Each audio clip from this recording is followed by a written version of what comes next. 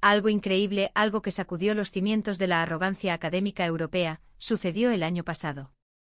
El aeropuerto Adolfo Suárez Madrid-Barajas se vio completamente colapsado, sumido en un caos organizado cuando 3.000 de los más eminentes profesores, seleccionados de las universidades más prestigiosas de Francia, aterrizaron simultáneamente. Pero ¿esto de verdad es España? Esa fue la primera frase susurrada con una mezcla de incredulidad y desconcierto, que escapó de los labios de aquellos académicos. No podían dar crédito a lo que veían. Sin embargo, lo más asombroso estaba aún por llegar. Tras una semana, solo una semana de un programa de intercambio educativo, un abrumador 70% de esos mismos profesores presentaron solicitudes formales para prolongar su estancia o regresar lo antes posible. Uno de ellos, un distinguido catedrático con 35 años de experiencia en la Sorbona, llegó a declarar: «Estoy dispuesto a posponer mi jubilación si eso significa poder investigar un par de años en una universidad española». Cuando esta noticia explotó en las redes sociales y se propagó por todo el mundo, gigantes mediáticos como la CNN y la BBC enviaron corresponsales de urgencia. De repente, no solo desde Francia, sino también desde Estados Unidos, Alemania y el Reino Unido, llovieron solicitudes para visitar las universidades españolas. ¿Qué demonios estaba pasando en España? ¿Qué clase de magia había obrado un cambio tan radical en la mentalidad de 3.000 de los intelectuales más escépticos y orgullosos de Europa en apenas 7 días? Hoy, a través del vívido testimonio del profesor Pierre Dubois, una leyenda viviente del Departamento de Física de la Sorbona y figura central de este acontecimiento, desvelaremos la verdad detrás de esa semana que ha puesto patas arriba el mundo de la educación global. Pero antes, si le das a me gusta y te suscribes al canal, estarás dando el mayor apoyo para difundir estas historias que nos llenan de un inmenso orgullo español. Mi nombre es Pierre Dubois, y he enseñado física en la Universidad de la Sorbona, en París, durante 35 años. Aquella tarde el gran auditorio del edificio principal de la universidad estaba abarrotado. 3.000 profesores, la flor y nata académica de toda Francia, nos congregábamos allí. Yo ocupaba un asiento en una esquina trasera, mirando con cierta displicencia la pantalla del escenario. Era la presentación anual del programa de intercambio educativo internacional. En mis 3 décadas y media de carrera, dedicado en cuerpo y alma a la docencia y la investigación, jamás había tenido la oportunidad de participar en uno. Mientras me sumergía en mis ecuaciones y clases magistrales, el tiempo había volado, y ahora me encontraba a solo 2 años de mi jubilación. La idea de que esta podría ser mi última oportunidad hizo que mi corazón, normalmente tranquilo y metódico, latiera con una inusual celeridad. A mi alrededor, los rostros de mis colegas reflejaban una expectación similar, todos teníamos la mirada fija en la pantalla, esperando el anuncio. Por supuesto, dábamos por sentado que nuestro destino sería una de las grandes universidades de Europa o, quizás, alguna institución de la Ivy League en Estados Unidos. Al fin y al cabo, el año anterior el intercambio fue con la Universidad de Oxford y el anterior a ese, con la de Heidelberg en Alemania. Un breve silencio cargado de anticipación recorrió la sala. Entonces en la pantalla aparecieron 2 palabras en mayúsculas. España. Salamanca. Por un instante creí que mis ojos me engañaban, que era un error tipográfico. Pero no, allí estaba, inequívocamente escrito, España. La atmósfera del auditorio se desplomó, como si una ola de frío polar hubiera barrido la estancia. Por todas partes se oían suspiros de decepción, murmullos de descontento. Si he de ser sincero, mi propia decepción fue inmensa. Mi conocimiento de España era superficial, casi nulo. Se limitaba a clichés turísticos, a imágenes de flamenco y corridas de toros que había visto en la televisión. Jamás la había asociado con la vanguardia educativa. Al contrario, en mi mente era un país de sol y fiesta, con una economía que había sufrido y una infraestructura que imaginaba, estaría lejos de ser puntera. Su nivel de investigación universitaria, su sistema educativo, nada de eso había cruzado jamás el umbral de mi interés académico. Un joven profesor sentado delante de mí negó con la cabeza ostensiblemente. Detrás, oí a alguien quejarse en voz baja, ¿a España? ¿Qué se supone que vamos a aprender allí? A hacer una paella. El decano, notando el ambiente gélido, volvió a tomar el micrófono. Intentó explicar que el sistema educativo español había ganado un notable reconocimiento mundial en los últimos años, añadiendo que era líder en campos como la biotecnología y las humanidades digitales. Sin embargo, sus palabras cayeron en oídos sordos. El ambiente en el auditorio permaneció glacial. La mayoría de nosotros, yo incluido, concluimos que se trataba de un mero trámite diplomático, un viaje de trabajo obligatorio de una semana sin mayor trascendencia. Al terminar la reunión, me encontré en el pasillo con un colega de una prestigiosa universidad de Lyon. Su rostro era un poema de desilusión. Intercambiamos una mirada, un gesto de resignación que lo decía todo. No hacían falta palabras. En el metro de vuelta a casa, observaba el familiar paisaje parisino pasar tras la ventanilla, mi mente era un torbellino de pensamientos. Después de 35 años de espera, ¿iba a ser este mi gran viaje de intercambio? ¿Una semana en un país del sur de Europa que consideraba académicamente irrelevante? La duda me corroía. Al llegar a casa, le conté a mi esposa, Sylvie, lo sucedido. Ella, al oír la palabra España, también ladeó la cabeza, extrañada. Nuestro conocimiento colectivo del país se limitaba a que estaba al otro lado de los Pirineos y que había sido una potencia en el siglo de oro, hacía ya mucho tiempo. Al día siguiente en el laboratorio, el ambiente era igual de sombrío. Los profesores seleccionados para el viaje nos reunimos para tomar un café, pero no había ni rastro de emoción o entusiasmo.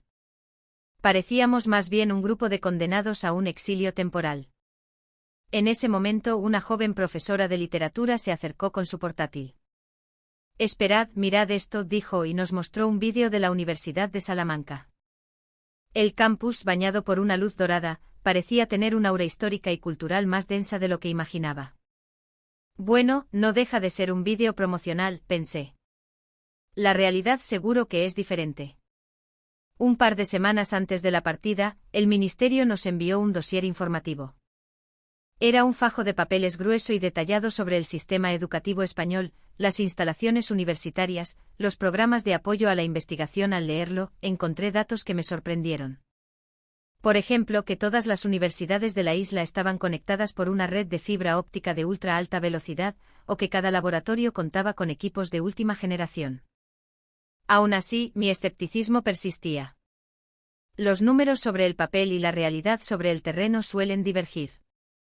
La noche antes de partir, tumbado en la cama, miraba el techo de mi apartamento parisino. El peso de 35 años de carrera académica se sentía en mis hombros. ¿Qué podría aportarme este viaje a mi trayectoria restante? Honestamente, no esperaba gran cosa. Decidí tomármelo como unas vacaciones forzadas.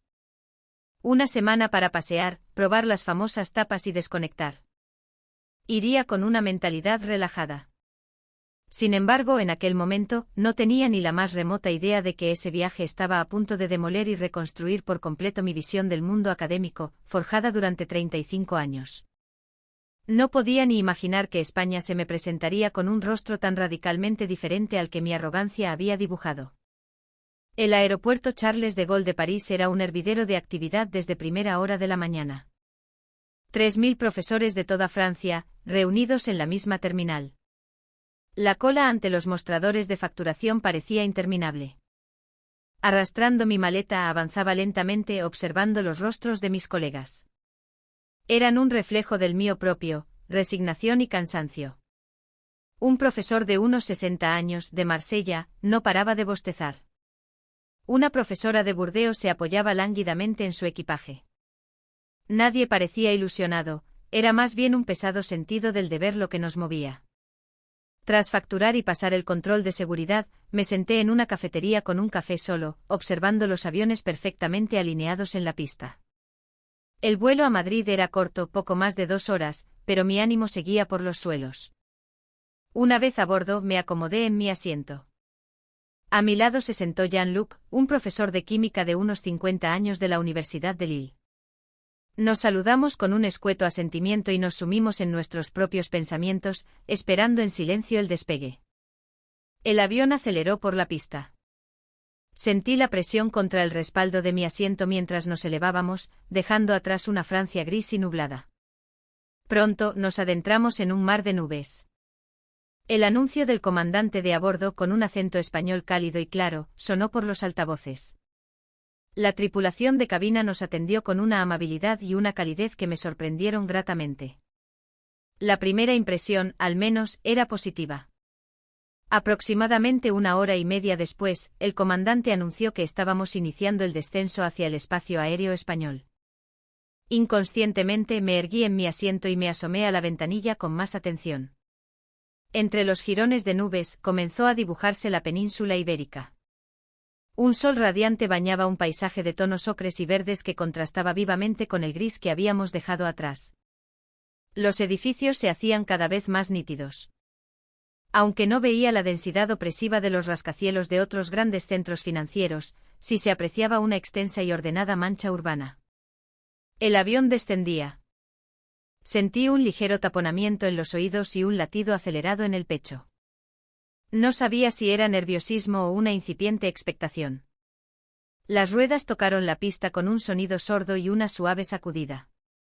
Mientras el avión reducía la velocidad, los edificios de la Terminal 4 de Barajas se hicieron visibles.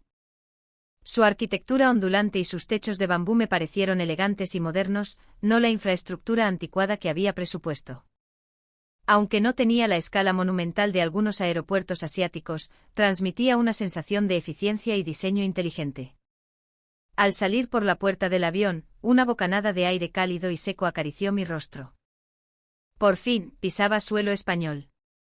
Caminando por los pasillos hacia el control de inmigración, me fijé en las paredes, decoradas con grandes paneles fotográficos que mostraban la diversidad cultural y la belleza natural de España. El diseño del techo con sus tragaluces inundaba el espacio de luz natural, creando una atmósfera abierta y acogedora.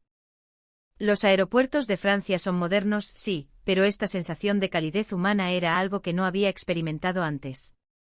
A mi lado, mis colegas también levantaban la vista, y oí más de una exclamación de discreta admiración. De camino al control de pasaportes, en lugar del frío robot que me habían descrito en el dossier de un viaje anterior a Asia, se nos acercó una joven sonriente con una acreditación de la universidad. Bienvenidos a España, profesores. El control automático de pasaportes está por aquí, dijo en un francés impecable. Su calidez era genuina, no ensayada. Llegamos a una larga fila de puertas automáticas. Escanear el pasaporte, reconocimiento facial y dactilar, y la puerta se abría. No había colas, ni esperas, ni funcionarios con cara de pocos amigos.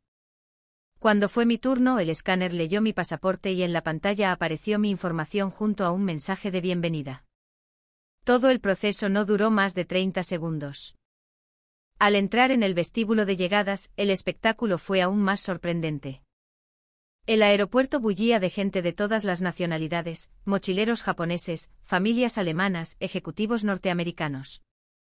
Era un crisol de culturas vibrante y cosmopolita. Personal del Ministerio de Universidades español nos esperaba con una pancarta que rezaba, en un elegante castellano: «Bienvenidos a España, ilustres educadores de Francia». Uno de los responsables, un hombre de unos 40 años, se adelantó, me ofreció su tarjeta de visita con ambas manos e hizo una leve inclinación de cabeza. Han tenido un largo viaje, esperamos que su estancia sea fructífera. Estamos a su entera disposición, dijo con un tono respetuoso pero cercano, desprovisto de la pomposa formalidad francesa. Seguimos al personal hasta el exterior, donde nos esperaban 5 autocares de lujo. En cada uno un cartel identificaba a la delegación académica francesa. Al subir, en cada asiento encontramos una botella de agua mineral, una pequeña caja con jamón ibérico de bellota y una guía de Salamanca. Un pequeño detalle, sí, pero transmitía una sensación de esmero y hospitalidad. El autocar arrancó. La autopista que nos llevaba de Madrid a Salamanca estaba flanqueada por un paisaje de campos dorados y encinas. A lo lejos se veían modernos parques tecnológicos y polígonos industriales impecables.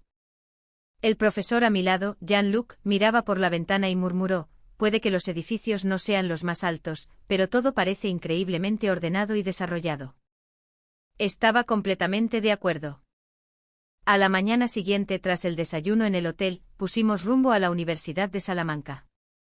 El autocar atravesó el casco histórico de la ciudad y se detuvo ante la majestuosa fachada plateresca. El contraste entre la piedra dorada centenaria y el bullicio de los estudiantes creaba una atmósfera única. Nada más entrar, el propio rector y varios vicerrectores salieron a recibirnos. El rector nos dio la bienvenida en un francés fluido, destacando la importancia histórica de los lazos académicos entre Francia y España. Tras un breve aperitivo con un excelente vino de la tierra de Castilla y León en una sala noble, comenzó la visita oficial al campus. Nuestra primera parada fue la Biblioteca General Histórica. Desde la misma entrada, la experiencia fue asombrosa. Entramos en un santuario del saber con sus estanterías de madera tallada repletas de incunables y manuscritos centenarios. El aire olía a papel antiguo y a historia. Pero entonces nuestro guía nos condujo a través de una puerta de cristal casi invisible. De repente estábamos en el siglo XXI. Un espacio diáfano de acero y cristal albergaba centros de investigación digital, salas de trabajo colaborativo con pantallas interactivas y puestos de acceso a archivos digitalizados en alta resolución. Habían fusionado un tesoro del siglo XV con la tecnología del mañana de una forma que nos dejó sin palabras. Lo más increíble era el espacio de estudio abierto 24 horas. No era un sótano lúgubre, sino un área de diseño, luminosa y conectada, pensada para el bienestar de los estudiantes. El bibliotecario que nos guiaba explicó, durante los exámenes, muchos estudiantes pasan aquí la noche. Por eso, tenemos máquinas de comida caliente, café de calidad y personal de seguridad del campus que patrulla discretamente para que se sientan seguros. En Francia nuestras bibliotecas son magníficas, pero esta dedicación absoluta a las necesidades del estudiante, esta simbiosis entre respeto por la tradición y audacia tecnológica, era algo completamente nuevo para nosotros. La prioridad era, sin duda alguna, el estudiante. A continuación visitamos la Facultad de Ciencias. Al entrar, los pasillos estaban flanqueados por laboratorios con paredes de cristal. La puerta de uno estaba abierta y me asomé. Dentro un par de estudiantes de lo que parecían ser los primeros cursos de grado manejaban un espectrómetro de masas, un equipo de alta precisión, sin ningún supervisor a la vista. Le pregunté a nuestro guía. Nos explicó el programa de iniciación a la investigación, que otorga a los estudiantes de grado la autonomía para llevar a cabo sus propios experimentos. Por supuesto, debían pasar un riguroso curso de seguridad y presentar un plan de investigación, pero una vez aprobado, el laboratorio era suyo. Esto me dejó atónito. En Francia, un estudiante de grado ni se acercaría a un equipo así sin la supervisión directa de un catedrático. Aquí, en cambio, confiaban en los estudiantes. Les daban la oportunidad de enfrentarse a los problemas y resolverlos por sí mismos. Caminando por el pasillo, me fijé en un tablón de anuncios. Mostraba los resultados de las investigaciones de los estudiantes. Mi sorpresa fue mayúscula al ver varios artículos publicados en revistas científicas con un estudiante de grado como primer autor. En Francia, eso es prácticamente impensable. Pero aquí la filosofía era clara: la persona que lidera la investigación, la que tiene la idea y la ejecuta, es la que merece el reconocimiento principal, sin importar su estatus académico. Finalmente visitamos la Oficina de Transferencia de Resultados de Investigación, el departamento que apoya a los profesores. Allí personal especializado se encargaba de todo: solicitar proyectos nacionales y europeos, gestionar la compra de equipos, ofrecer apoyo logístico. El director del centro nos hizo una demostración del sistema. Con unos pocos clics en una página web, se generaba una solicitud de justificación de gastos. Se introducía la información necesaria, se adjuntaban las facturas escaneadas y se pulsaba enviar. Fin del proceso. En mi mente reviví las semanas de pesadilla que suponía un trámite similar en París: montañas de papeles, facturas originales que pegar una a una, sellos, firmas, paseos interminables de un despacho a otro. Aquí la digitalización era tan eficiente que todo se completaba en minutos. El director añadió: nuestro objetivo es reducir la burocracia al mínimo para que los profesores puedan dedicarse a lo que de verdad importa, investigar y enseñar.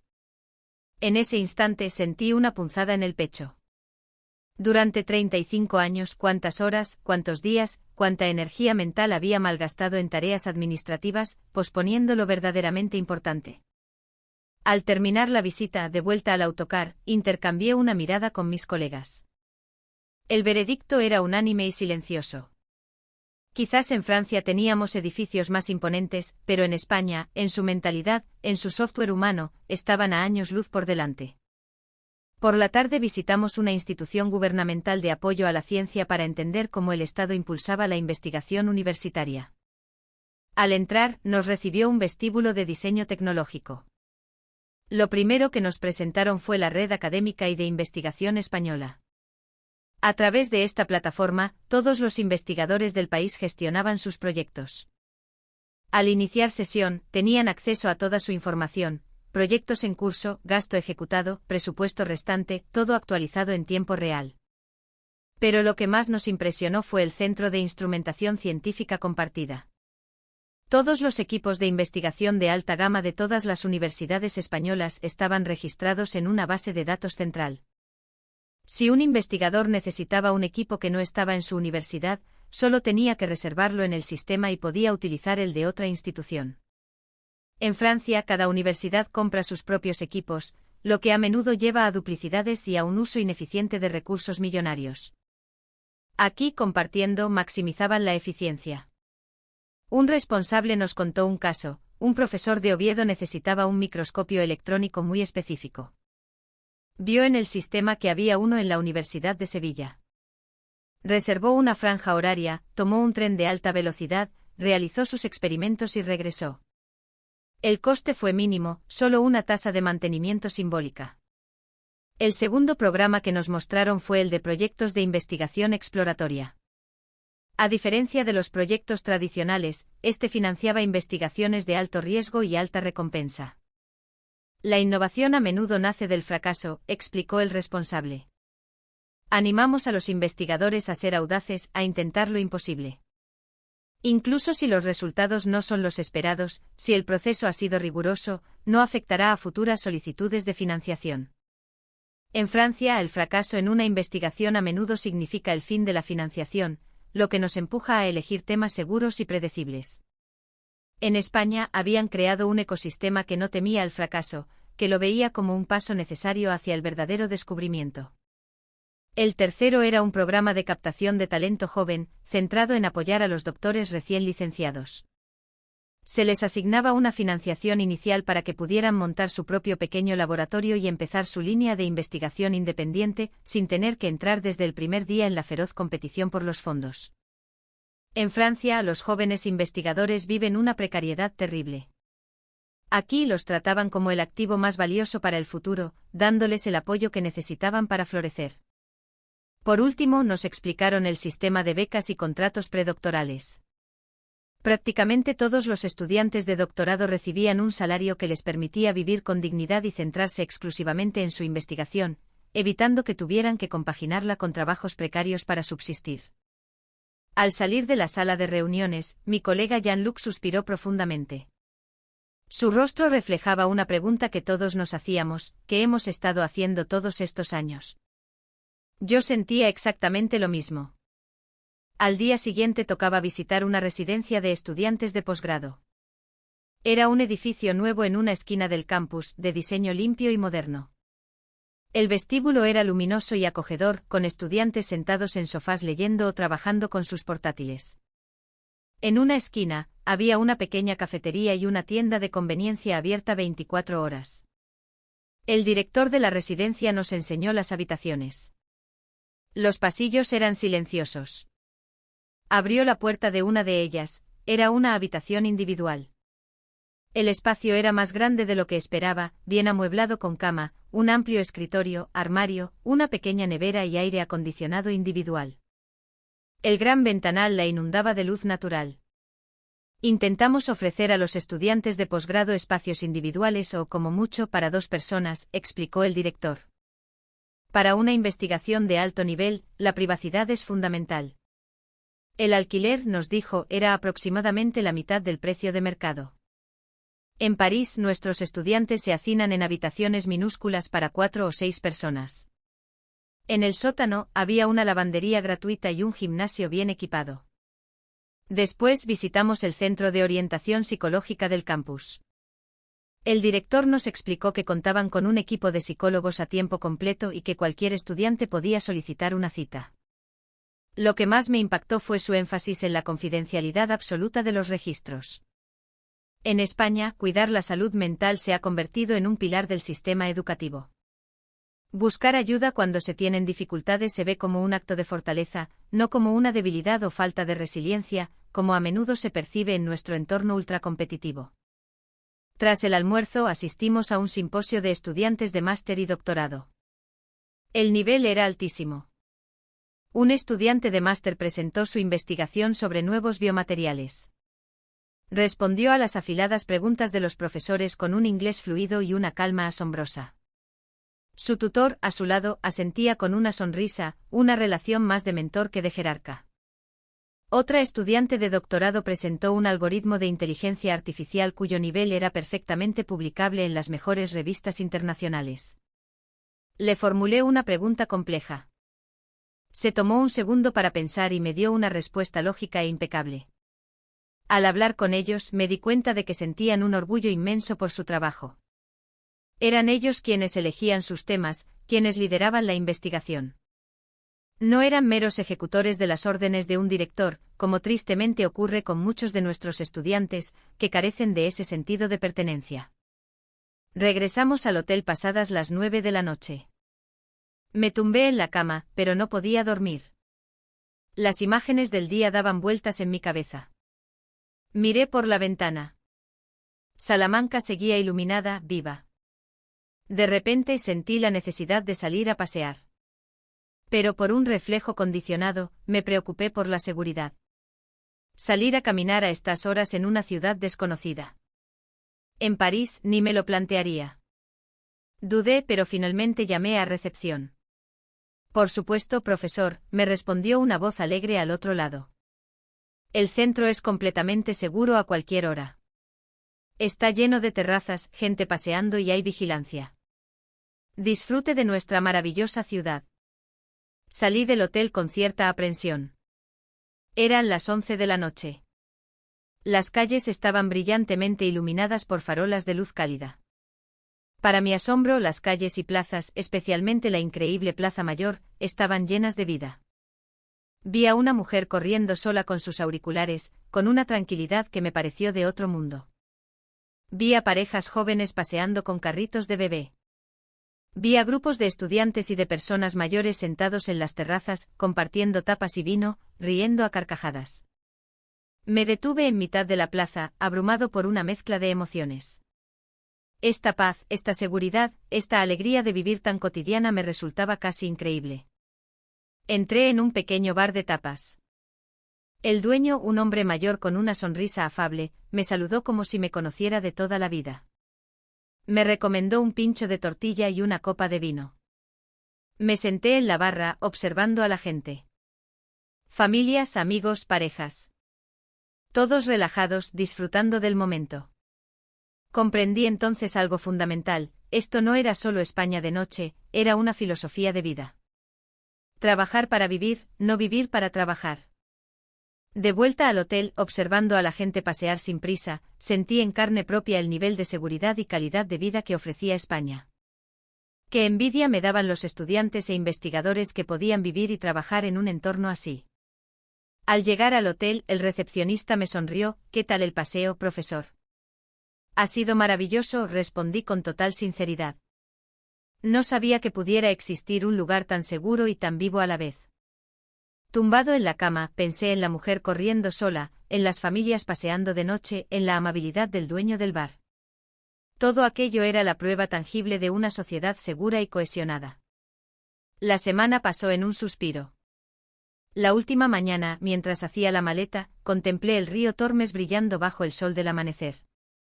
Hacía una semana, había llegado sin ninguna expectativa. Ahora me iba con la mente y el corazón completamente transformados. Había sido una semana que me había permitido conocer la verdadera España. En el autocar de vuelta al aeropuerto de Madrid, Jean-Luc, mi colega de química, me dijo: «La próxima vez, voy a solicitar una estancia de un mes como investigador visitante». Asentí con convicción. Detrás, otros colegas de Marsella discutían cómo implementar en Francia algunas de las ideas que habían visto, especialmente la simplificación de la burocracia y la gestión humana de las bibliotecas. En la tienda libre de impuestos de Barajas compré vino, aceite de oliva virgen extra y un libro de fotografías de Salamanca para Silvie. También compré varios libros sobre la política educativa española. Mientras caminaba hacia la puerta de embarque, repasé mentalmente la semana, la universidad que respiraba humanismo, el apoyo eficiente a la investigación, el entorno centrado en el estudiante y la increíble seguridad de sus calles. Recuerdos imborrables. Cuando el avión despegó, pegué mi frente a la ventanilla, observando la península ibérica hasta que se perdió de vista. Jean-Luc susurró: «Tengo que volver». Yo solo pude asentir. Al aterrizar en París y ver el familiar paisaje gris, sentí una extraña sensación de ajenidad. Era como si una parte de mí hubiera cambiado para siempre en solo una semana. Le conté a Silvie mi experiencia, le enseñé las fotos. Ella estaba asombrada de la sofisticación y el progreso de la España que le describía. Esa noche sentí que aquella había sido la semana más reveladora de mis 35 años de carrera. Había pulverizado mis prejuicios. Una semana después de nuestro regreso, la universidad era un hervidero. Los medios de comunicación se habían hecho eco del shock de los 3.000 profesores franceses en España. Nuestra expedición se había convertido en el tema de conversación. Mi teléfono no paraba de sonar, llamadas de colegas, de exalumnos, incluso de profesores ya jubilados. Todos querían oír la historia de España de primera mano. En la cafetería, mis compañeros me escuchaban con avidez mientras les describía los sistemas digitales, el apoyo a la investigación y la seguridad ciudadana. Algunos no daban crédito. Otros decían que querían ir a verlo con sus propios ojos. El propio rector declaró que la próxima delegación a España sería mucho más numerosa. Pocos días después, ocurrió algo aún más asombroso. El Ministerio de Educación francés nos contactó oficialmente. Iban a crear un grupo de trabajo para estudiar las fortalezas del sistema educativo español e invitaron a varios miembros de nuestra expedición a formar parte como asesores. Mi nombre estaba en la lista. En las redes sociales el fenómeno era viral. Las fotos que habíamos hecho se compartieron miles de veces. ¡Qué elegancia la de esos edificios históricos! Ojalá mi universidad tuviera esas instalaciones. He oído que los españoles son muy acogedores. Al leer esos comentarios, sentí una mezcla de orgullo y responsabilidad. 3 meses después, las cifras oficiales lo confirmaron. Las solicitudes de académicos franceses para realizar estancias de investigación en España habían aumentado un 400% respecto al año anterior. Las librerías crearon secciones especiales dedicadas a la cultura y la ciencia españolas. Yo me uní al grupo de trabajo del ministerio. Nos reuníamos semanalmente para analizar las políticas españolas y buscar formas de adaptarlas a nuestro sistema. Poco después volví a embarcar en un avión con destino a Madrid. Esta vez con mi esposa Silvie a mi lado. Al llegar a Barajas, las puertas automáticas ya me resultaban familiares. La calidez del personal me pareció reconfortante. Silvie, mirando por la ventanilla del taxi el paisaje urbano de Madrid, exclamó: «Es verdad lo que decías. ¡Qué ciudad tan limpia, tan llena de vida!». En el coche reflexioné. Cuando la mente de una persona cambia, puede influir en quienes la rodean. Y así, poco a poco, es como cambia el mundo. El viaje de 3.000 profesores a España estaba cambiando la perspectiva de toda la comunidad académica de Francia. Estaba inmensamente agradecido por haber tenido una experiencia tan significativa en los últimos años de mi carrera. Conocer la verdadera España y compartir esa revelación con otros ha sido una de las grandes bendiciones de mi vida. España me enseñó la importancia de mirar el mundo sin prejuicios, de estar siempre abierto a lo nuevo. La historia de cómo 3.000 profesores franceses fueron a España a criticar y terminaron rogando por quedarse acaba aquí por hoy. Si te ha gustado esta increíble historia de humildad y descubrimiento, por favor, dale a me gusta